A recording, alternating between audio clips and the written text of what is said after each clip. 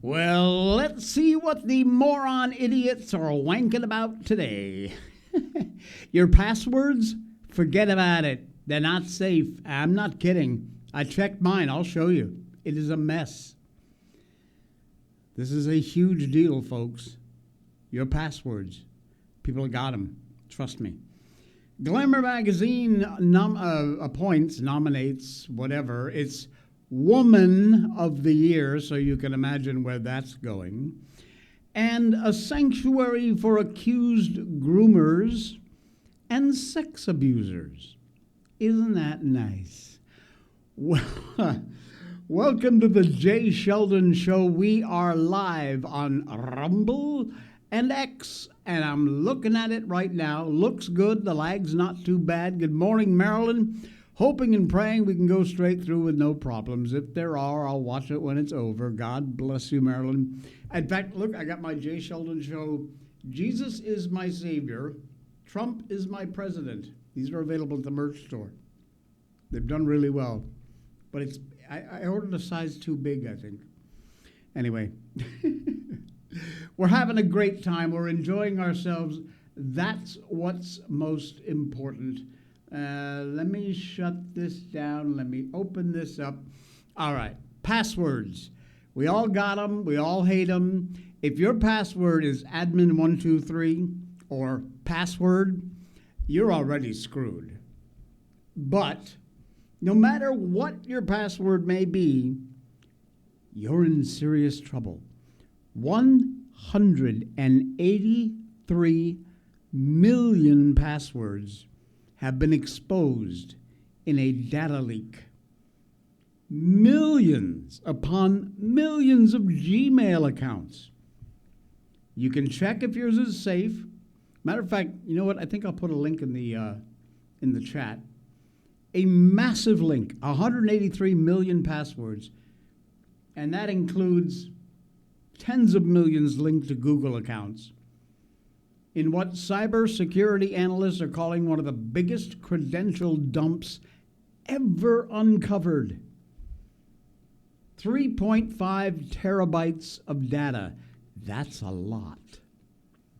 Surfaced online this month, according to Troy Hunt. He is the Australian security researcher who runs the breach notification site, which is called Have I Been Pawned? We're going to go there in a minute. I will show you.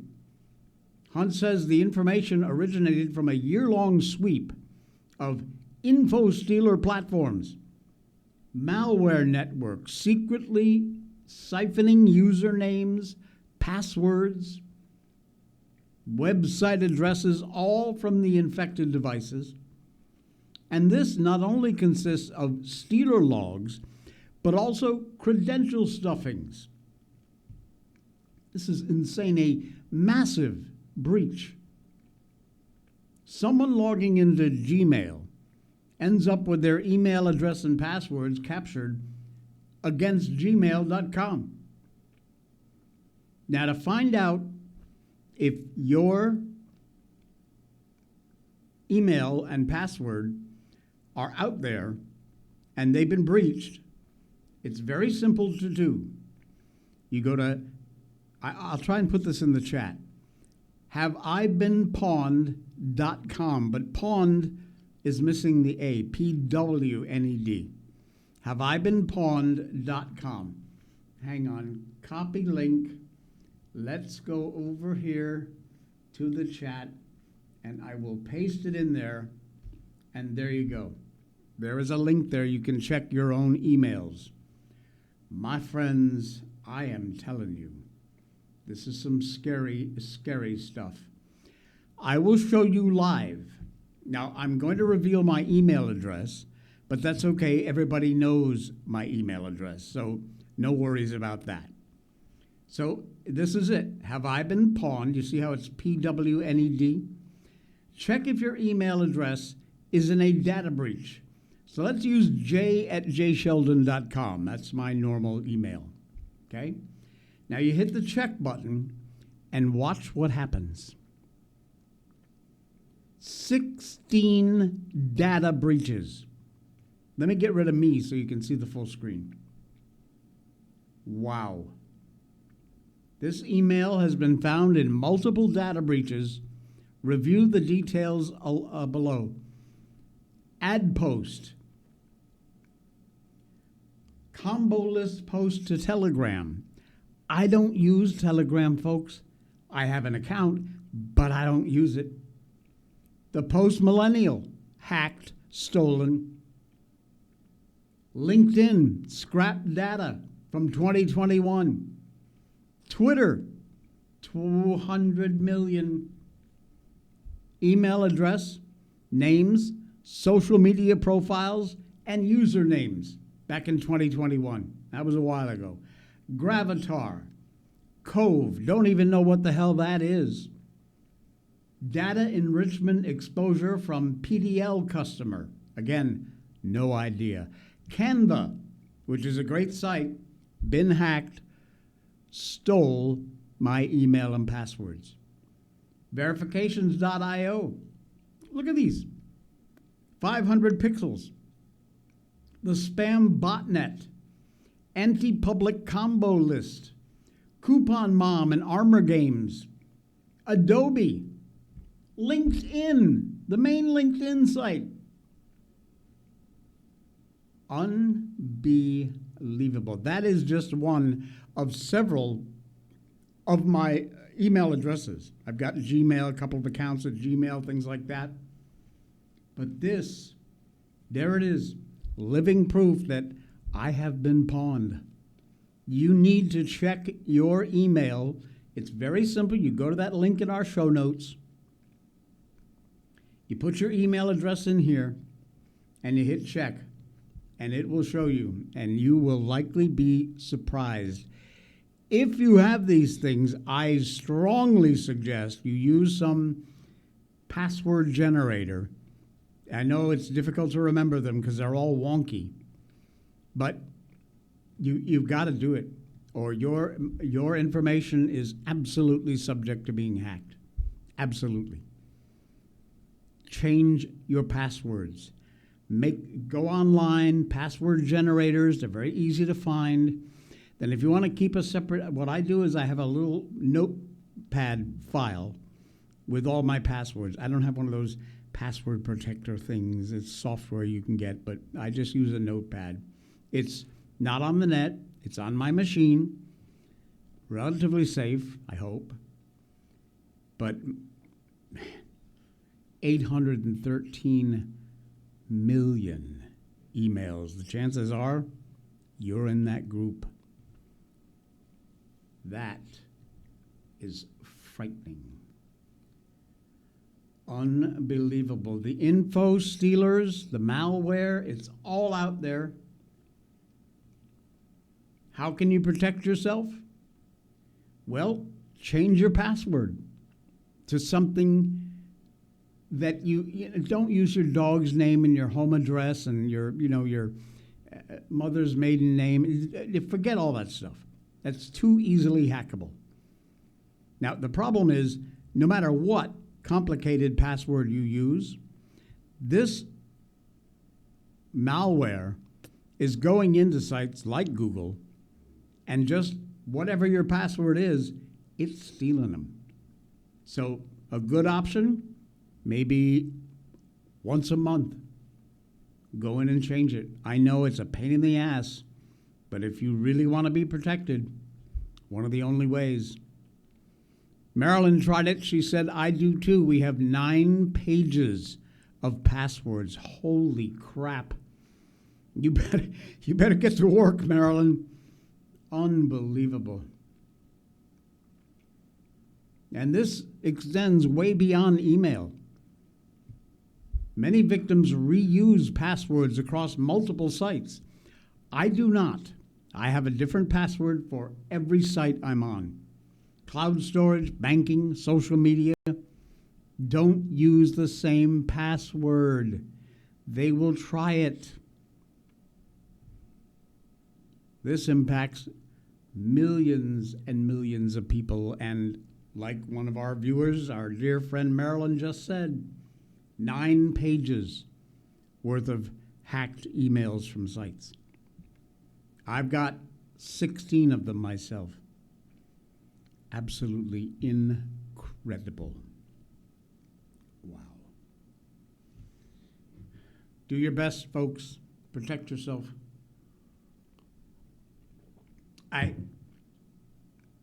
Oh man, that was good. That hit the spot. Blackout coffee. I will check that out, Marilyn. Blackout coffee is all about America and all about making the best cup of coffee on the planet while they have a company that supports our values. It's an all-American company. John and the gang over at Blackout could not be more pro-American. They've contributed to our military. They give free coffee away to our military. You can actually help by donating. But the main thing is, this coffee simply is just the best coffee on earth. Rise and grind, America. Blackout coffee. More than just a brew. They are brewing freedom. That's what the marketers say. Small batch premium beans roasted only after you order and then shipped out within 48 hours, which means you get a fresh bag of beans roasted right at your doorstep, and you know they're fresh. And now, yes, you can order ground in some of their most popular roasts. You can order the beans ground, so no more, Danny, good morning. Zero clue you live in Malay. Yeah, from the Keys to Kuala Lumpur. We just waved goodbye to our president. Anyway, Blackout Coffee, it's all done in-house. Fantastic company, all about America and making good coffee. Full-bodied, full-flavored, never ever bitter. All kinds of flavored coffees, which are delicious. Couple of new flavors out over there now, too. And, of course, we also have instant. We got pods, no problem there. So if you use pods, we can do that. And cold brew, which is fantastic, really nice, goes down smooth. Blackout Coffee, use the link in our show notes. And if you are a first-time customer, you get 20% off your first order if you use the code J20, J-A-Y-20. J20 is the code for 20% off your first order at Blackout Coffee. Do yourself a favor, get the best coffee on the planet, bar none, and get yourself 20% off. Give it a try. All right. A guy thought it would be a good idea to post online that he was offering a $45,000 bounty on Pam Bondi. Well, the FBI kind of disagreed with him.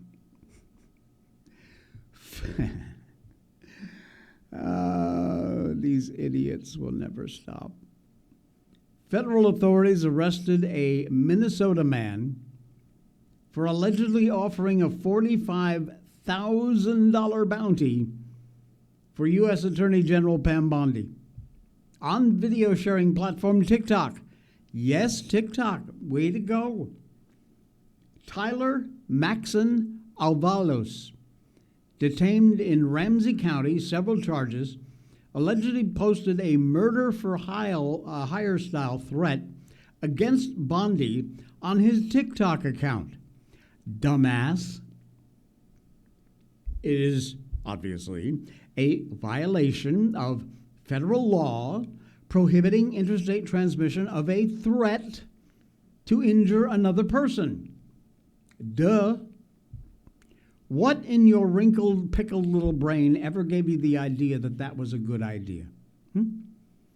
FBI discovered this threat after they got a tip about a threatening post against Bondi. His post displayed an image of Bondi with a sniper scope red dot. Can I show that to you? Yeah, I can show that to you here. There you go. See that? This is the actual post. You see the dot on her forehead? Disgusting. Absolutely disgusting. He's got a lengthy criminal record. No surprise there. Convicted of felony stalking, domestic violence. He's just all around a really nice guy. A U.S. magistrate judge, here we go, granted Avalos release from custody. He's not allowed to travel outside of Minnesota, required to undergo mental health treatment, and not allowed to possess firearms or consume alcohol.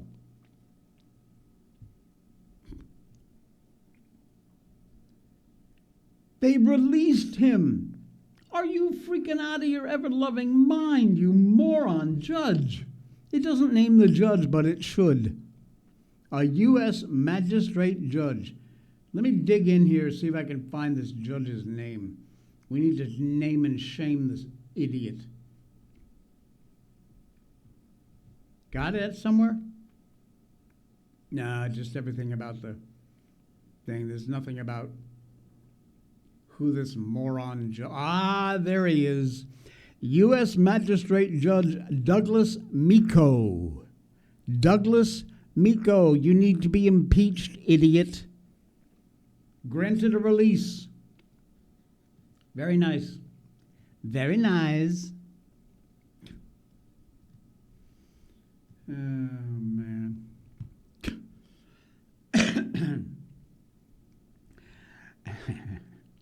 Remember in the beginning I said, let's see what the idiots are up to today? I wasn't kidding. A new report gives Democrats another warning that their far left ideas stink. Like they don't know that. Now, since when I think about this, do you realize that the election was just a year ago? Doesn't it seem like it's been forever? It really does. It's hard to frame this in just a couple of weeks' time was when the election was held, just last year. So much has gone on with this president. Amazing. So much has been accomplished with this guy. Absolutely insane. Well, with that election last year, we witnessed the absolute live definition of insanity. The idea that if you continue to do something that has been proven not to work, and you continue to do it over and over and over again, somehow you get a different result. No, you don't. That is the very definition of insanity. And Democrats refuse to listen to anyone, much less the American people. Well, forget them. We don't need them. They continue to push these idiotic, moronic, left-wing policies, convinced that it's going to get them a win in next year's midterms.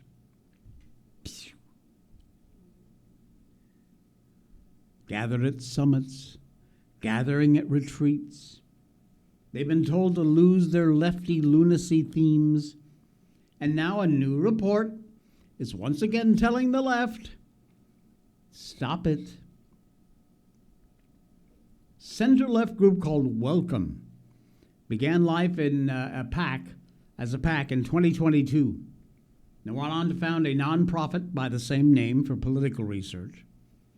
Over 6 months, they consulted with hundreds of thousands of voters. This was a huge study. The results sounded like a broken record. No surprise there. Of the voters surveyed, 70% of the Democrat Party said the Democrat Party is out of touch. Yeah. Most of the voters surveyed said they believe Democrats over-prioritize issues like protecting the rights of LGBTQ plus LMNOP Americans, fighting climate change, which we all know is a complete hoax, securing the border, lowering crime rate. But this is not some wonky political report, friends. no one cares about no who. Not in this case. They're trying to distribute these reports to elected Democrats and going to hold events in Washington and New York to promote it. The report urges Democrats to lose a lot of their trademark usual lounge rhetoric about topics like race, abortion, LGBT issues, and also recommend nominating more candidates who are willing to work with and vote with Republicans, since we keep winning. Former Democrat Illinois Rep. Sherry Busto endorsed the report. She said the Democrat Party better listen for the good of our nation. Man, ain't that the truth. It looked closely at the time between 2013 and 2014, the beginning of Obama's second term and the end of the Biden administration. Rather interesting things they found. Listen to this. The rate of Democrat co-sponsorship for bills like reparations went from 1% to 57%. Holy crap. Support for assault weapon bans rose from 41% to 88%. Giving federal prisoners voting rights, oh, there's a brilliant idea, from 4% to 41%. And bills that are aimed at getting rid of state abortion limits went from about 60%, which was already high, to 98%. Holy crap.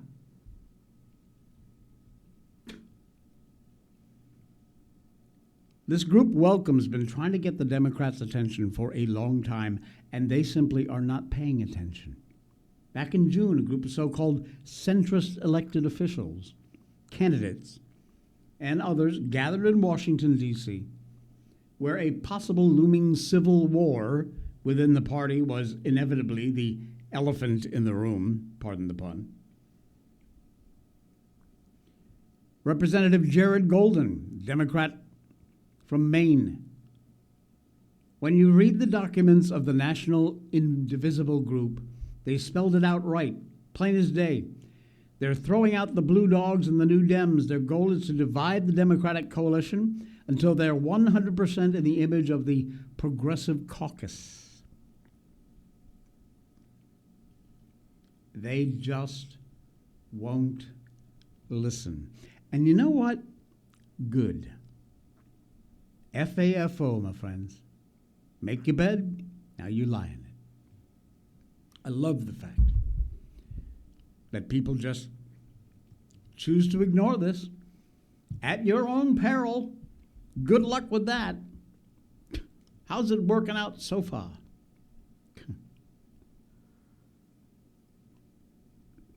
Danny, what are you talking? I do that when I'm looking at the food. I keep opening the fridge door as if food will magically appear. Do you know really what's in your fridge? I do. And there's not much in my fridge. But I think I can name everything in my fridge. And there's no unidentified science experiments in there either. A Glamour magazine has named their Woman of the Year. You're going to be so happy about this. It absolutely ensures that none of us will ever take Glamour magazine seriously again. If you were to ask me who would get the title of Woman of the Year, I would probably have some rather serious contenders for women who really did change things in the world for the better. Riley Gaines, Gina Carano, Sweeney, and of course, J.K. Rowling. Every one of those women did something that either played a part in or directly affected a massive swing in our culture.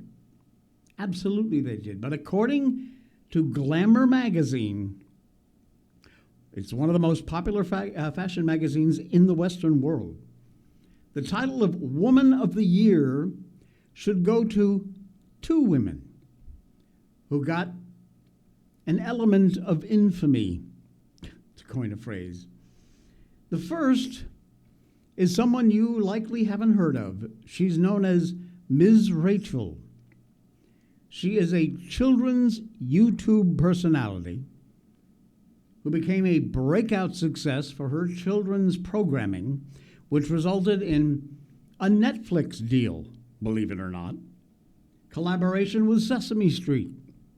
This woman had a remarkable success story. She became something of a household name in daycare centers, toddler homes everywhere. Ms. Rachel. Now, I understand the choice because Rachel is a success story, no doubt about that. She went from zero to childhood hero in about the course of a few years. Absolutely remarkable. But there is, as always, a little bit of an issue. You see, Rachel Accurso, which is her full name, isn't exactly quiet about her politics. She features a non-binary performer on her channel. At one point, invited transgender influencer Dylan Mulvaney to appear on one of her videos. And she wished kids a happy Pride Month. Danny says, she's on my TV now. For a whole lot of people, the line was crossed when she appeared to become pro-Palestinian with her open support for kids in Gaza, which would have been fine, but it seems she never mentioned that the Israeli children who are under the constant threat, or even the ones who were murdered October 7th, she says she sees all children as precious and equal, which is fine, but oddly, she never mentions the Israeli children, only the Palestinian kids. In fact, she didn't really even seem to care about any of the children involved in the conflict until Israel began its war with Hamas. But while Ms. Rachel found a huge amount of success, the other Woman of the Year is a real head-scratcher. Rachel Ziegler. If you don't remember Ms. Ziegler, she was the Disney live-action star of their version of Snow White, which was, unarguably, a film so bad, I wanted to leave halfway through watching it. It was just that horrible, and I am a very forgiving film watcher. Everything about that film, Snow White, was awful. Ziegler, trust me, if you never saw it, she didn't help out even a little bit. Her attitude about the original Snow White, atrocious, giving off the impression she was, the original Snow White was a sexist story. According to her, she and the rest of the cast and crew were fixing the story so it would be more modern. Don't you understand yet we don't want that crap? You want to remake it, fine, but stick to the script, you idiot. She had a penchant for entitlement, divisiveness, wishing Trump voters never find peace. She did that. One Instagram story, she said, "Free Palestine," which was apparently a jab at her Snow White co-star Gal Gadot. This film effectively destroyed Ziegler's career. Hollywood seems to be putting its best effort to revive it for God knows what reason, but it doesn't seem to be working. Very few people have any patience left for Hollywood's most annoying brat, which she certainly is. This Woman of the Year movement from Glamour magazine, which I never read it before and I will not be reading it anymore. Not that I ever did. But this is absolutely ridiculous. Interesting, both women are friendly towards Palestine and not so much Israel. Given the only thing these two women have in common, aside from sharing a first name, is being pro-Palestine, and that otherwise seems to be the qualifier for glamour. That's all you got to do, just be pro-Palestine.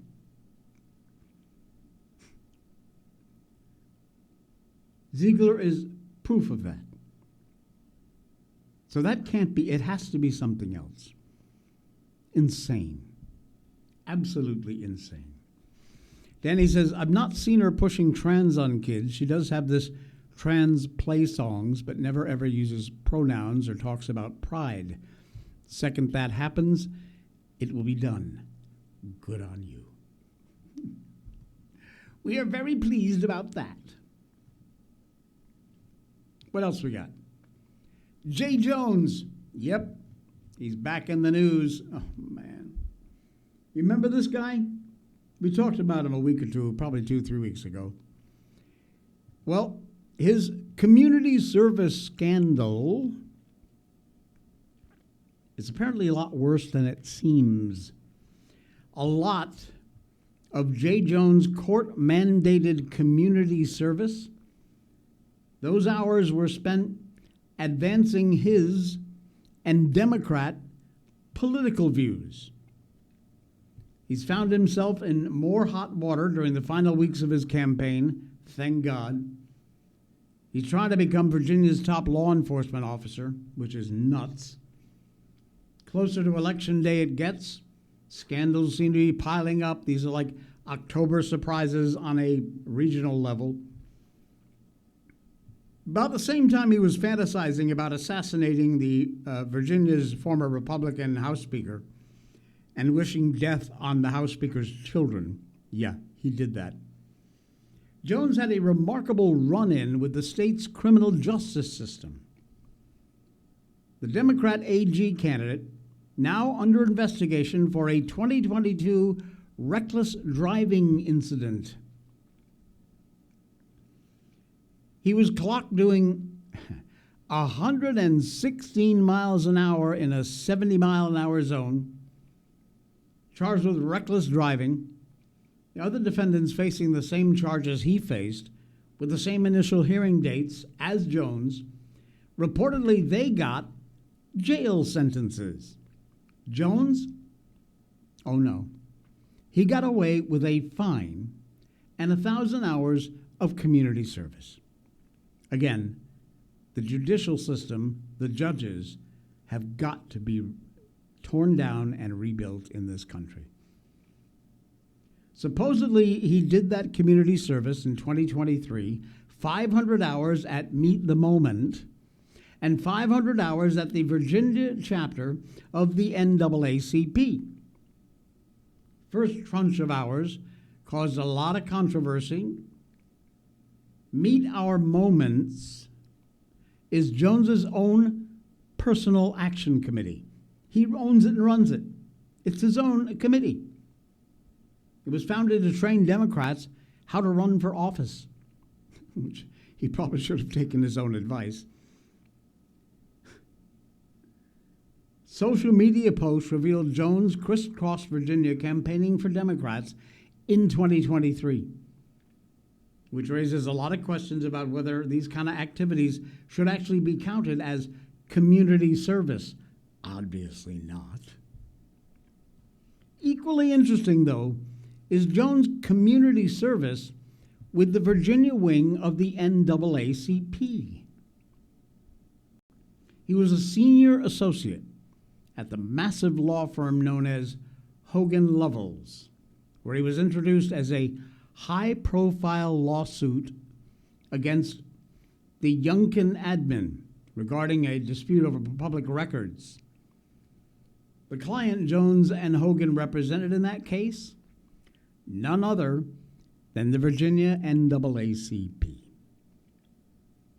Jones apparently stopped working on the case when he started campaigning for Attorney General.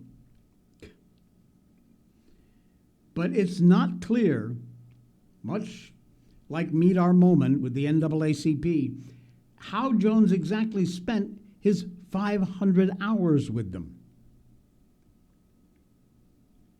Apparently, the services seemingly be provided by Hogan pro bono, for free. But they were provided for free by the firm's partnership. So it didn't come directly from him at all. This guy is a nutcase. He is violent. He has threatened people. Why he has not been charged with those blatant threats is absolutely beyond me. And he thinks he's going to be the top law enforcement in Virginia? Good luck with that. Virginia, wake up. Wake up, Virginia. And Virginia, while you're waking up, if you could walk over a little bit and give Wisconsin a kick in the ass, we would really, really, really appreciate it. The Wisconsin, man, this is one of those stories I hate to do, but I got to tell you about it. The Wisconsin public schools are providing sanctuary for accused groomers and sex offenders. Not kidding. A report has found that of 461 teachers investigated for all kinds of misconduct, all kinds, out of 461, 207 kept their licenses and were continue to be allowed around children. Almost half. When you get a teachers union stooge steeped in left-wing dogma and they wind up running your public school systems, what do you get? Sanctuary for accused groomers, accused sex offenders. Wisconsin's Department of Public Instruction, the DPI they call it there, run by teachers union pet Jill Underly, nightmare in and of herself, bought and paid for superintendent presided over an educator licensing scandal that is just as awful as it is alarming. Kudos to the Madison's Cap Times, committing a brazen act of journalism, which is so rare these days. This was a left, or is a left-leaning newspaper, folks. And they did a year-long investigation, finding that DPI investigated more than 200 teachers, aides, substitutes, and administrators accused of sexual misconduct or grooming behavior towards students between 2018 and 2023. Their internal records show these allegations included educators sexually assaulting students, soliciting nude photos from children, or initiating sexual relationships right after the students graduated. Licensing officials also investigated educators accused of grooming behaviors like flirting with children, spending non-school time alone and isolated with the students, invading students' personal space by rubbing their shoulders, their thighs, and their lower backs. 44% at least of the public education's regulator licensing probe over that period involved sexual misconduct or grooming allegations. And again, remember, out of the 461 teachers that were investigated, 207 of them, almost half, kept their licenses and kept their job. And they're sitting right there with your kids right now. Come on, Wisconsin. Get your butt in gear. This is scary toast beyond belief.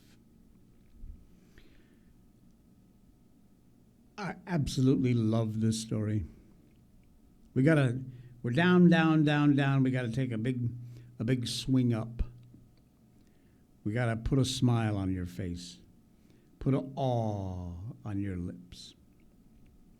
A scientist has discovered a new butterfly. Kind of tough to do these days. You'd think they'd found all of them, but he has. And this scientist has found an absolutely beautiful way of honoring stabbing victim Urnia Zarutska. You remember, she is the Ukrainian immigrant, unbelievably ruthlessly stabbed to death by that criminal moron on a light rail in Charlotte, North Carolina back in August. Scientists who've discovered this new butterfly have decided to name it after her. A new butterfly species named after Zarutska, with the scientists behind this dedication saying this timeless honor will ensure she is never forgotten, as it should be, outlasting most other tributes because it is a living organism. Her name immortalized as a butterfly, which is more than perfect. The butterfly called Irna's azure primarily is in April in South Carolina. Features very light blue wings on its dorsal, on top, side, but also can have a distinct violet blue tint. I'll show you a picture in a minute. It's absolutely beautiful. But this was first published back in September when they discovered the butterfly. And this insect first spotted in South Carolina way back in 1985. Hadn't been officially named. So in 2018, Pavulaan traveled to North Carolina, collected a series of butterflies, and examined the specimens. He told ABC News he'd already thought of a name for the butterfly, but after seeing the footage of Zarutska's death, he decided to use her name.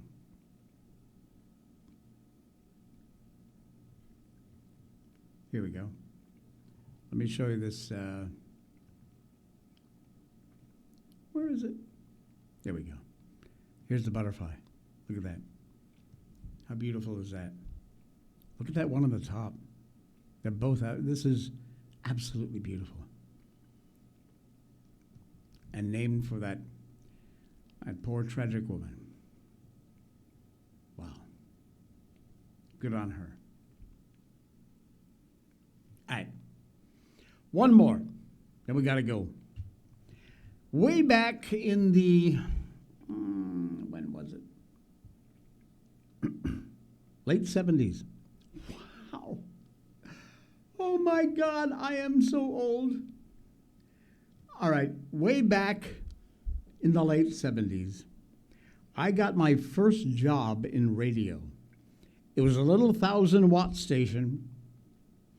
I sound like Ted Knight. And we had records at the time. We were queuing up records, playing them on the air. Albums, 45s, even before 45s, right? One of my all-time favorite songs to play. It was a novelty song. It wasn't a number one hit. It was just a novelty song. And it was called Mana Mana. Now, likely is the chance that you know this from The Muppet Show. Mana Mana, new, new, new, new, new, mana mana, new, new, new, new. Remember that? The Muppet Show made it uber famous. But we had one of the original 45 discs of that song at the station. And I would every now and then play it just for fun. What I never realized, and most people don't, is that before Jim Henson and Sesame Street, or The Muppet Show, really made that song completely famous, the song Mana Mana was actually written for a 1968 X-rated film called Sweden, Heaven, and Hell. Now, obviously, I'm not going to play the film, but I can play the opening. And this is just weird. This is the actual opening to that X-rated film with the song. Se il club Salomè è la faccia stanca della Svezia, questo è il risvolto pulito della medaglia. Con la neve e il vento ghiacciato dell'inverno, quello che sembrava un triste panorama morale è spazzato via d'un colpo.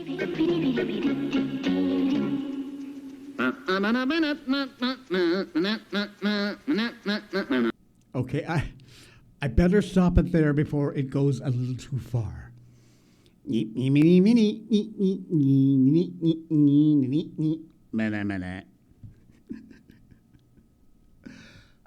porno film from 1968 in Sweden.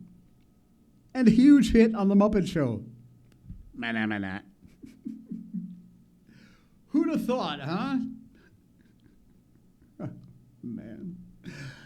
All right, that's it. Thank you, my friends. Tuesday, enjoy the rest of your Tuesday. Be sure and hit the follow button if you're new here. Also, of course, check out our great sponsors. Some behind-the-scenes exclusive content if you sign up and subscribe to our Locals channel. That is the red button over here on Rumble or in our show notes on Twitter. Fantastic. Thank you so much for everything. Enjoy it. Come back again tomorrow, 10 a.m. on The Jay Sheldon Show, and we will see you there.